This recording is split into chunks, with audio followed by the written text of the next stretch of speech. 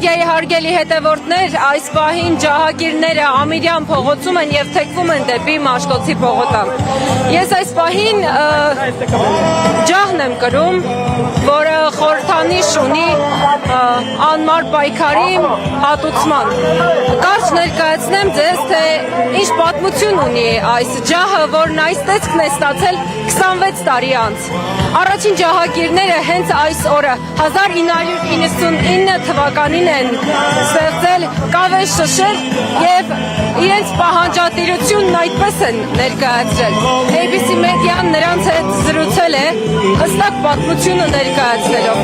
26 տարի առաջ այսօրը շուրջ 100-ից 110 ջահագիրներ են եղել։ Եվ այսօր դուք իմ հետևում տեսնում եք հազարավոր մարդիկ, որոնք պահանջատիրության ջահն են իրենց մոտ վերցրել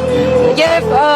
քիչ առաջ էլ զրուցեցինք նրանց հետ ու նշեցին, որ այս ջահը վառվելու է այնքան ժամանակ, քանի դեռ Թուրքիան չի ճանաչել իր կողմից իրականացված ոճիրը։